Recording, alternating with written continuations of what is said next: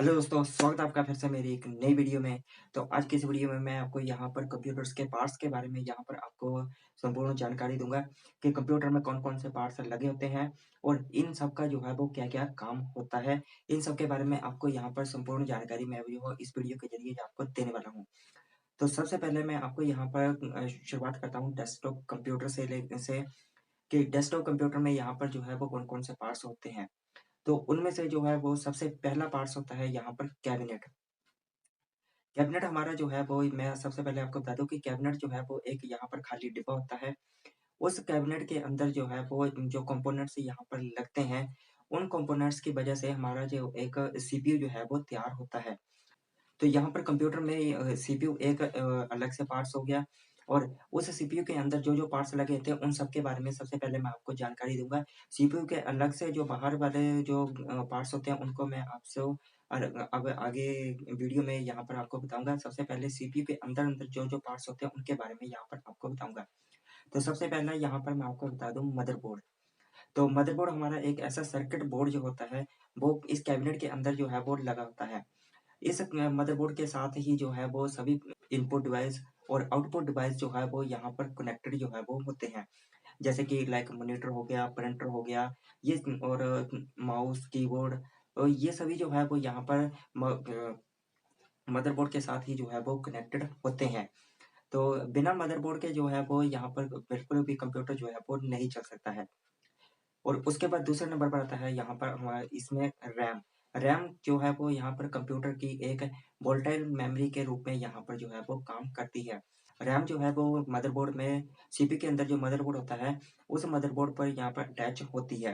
और रैम को जो है वो मैंने आपको बताया कि एक वोलेटाइल मेमोरी होती है। वोलेटाइल मेमोरी मीन्स कोई भी यूज़र जो है वो कोई भी निर्देश यानी कि कंप्यूटर को जब भी देता है कुछ काम करने के लिए, तो सबसे पहले जो है वो रैम उस डाटा को जो है वो अपने अंदर स्टोर करती है। उसके बाद जो है वो आगे सीपीयू को जो है वो डाटा जो है वो भेजती है।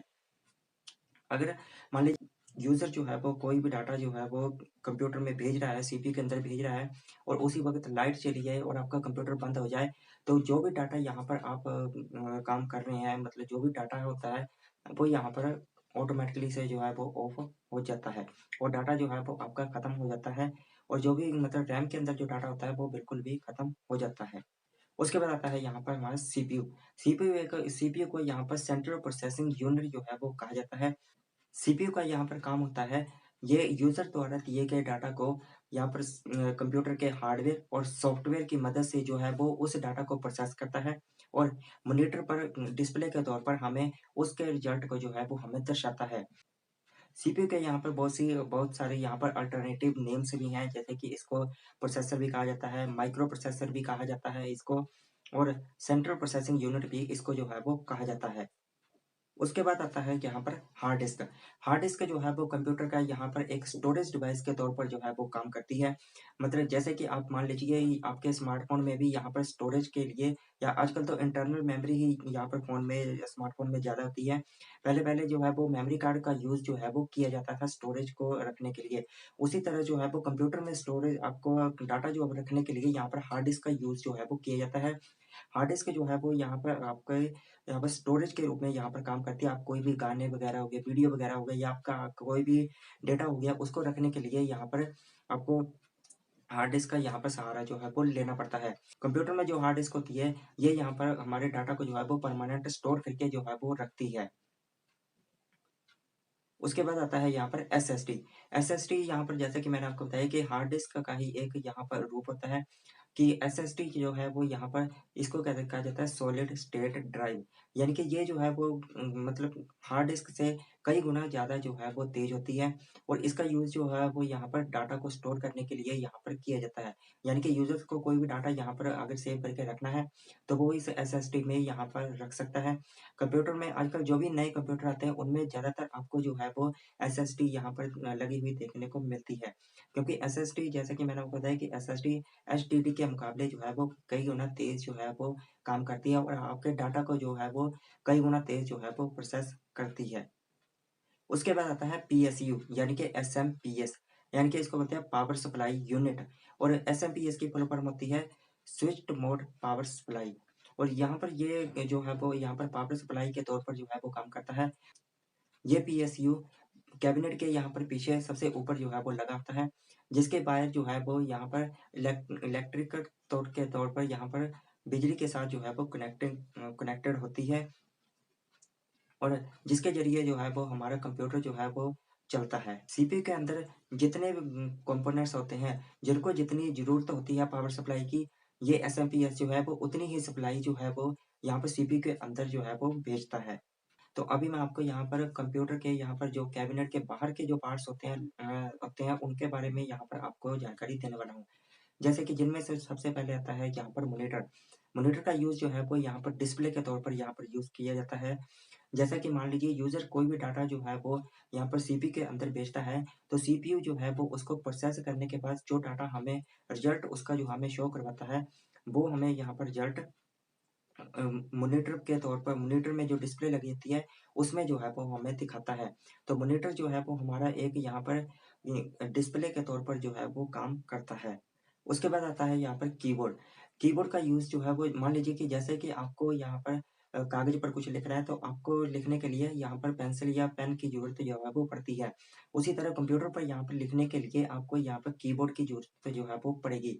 कीबोर्ड भी कई तरह के होते हैं, जैसे कि मैकेनिकल कीबोर्ड हो गया, स्टैंडर्ड कीबोर्ड हो गया, उसके बारे में आपको यहाँ पर आगे मैं यहाँ पर आगे आगे आने वाली वीडियो में आपको बताऊँगा कि कौन-कौन से कीबोर्ड होते हैं।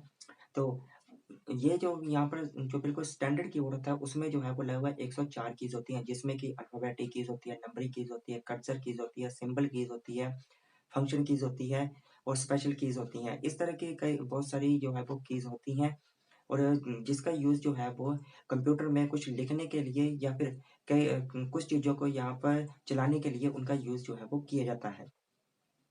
उसके बाद आता है यहाँ पर माउस।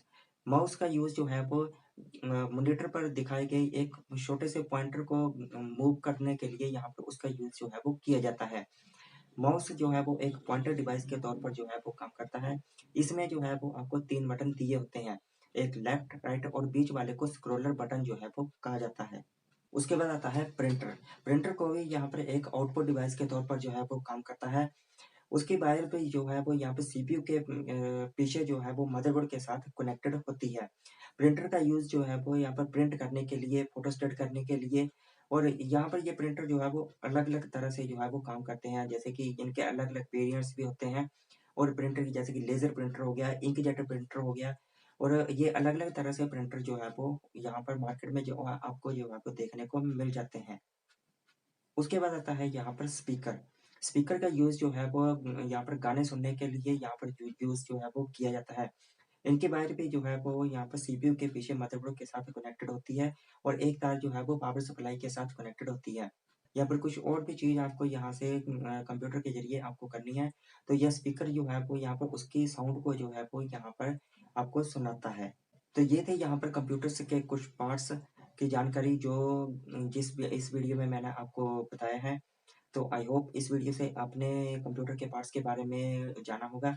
अगर आपका भी कुछ राय या कुछ कमेंट है उनके बारे में, अगर मेरी वीडियो के बारे में अगर आपको अच्छी लग रही है तो कमेंट करिएगा दोस्तों और मेरी वीडियो को लाइक भी करिएगा और शेयर भी कर दीजिएगा दोस्तों और ऐसे भी कंप्यूटर को आगे सीखते रहिए मेरी वीडियो के साथ।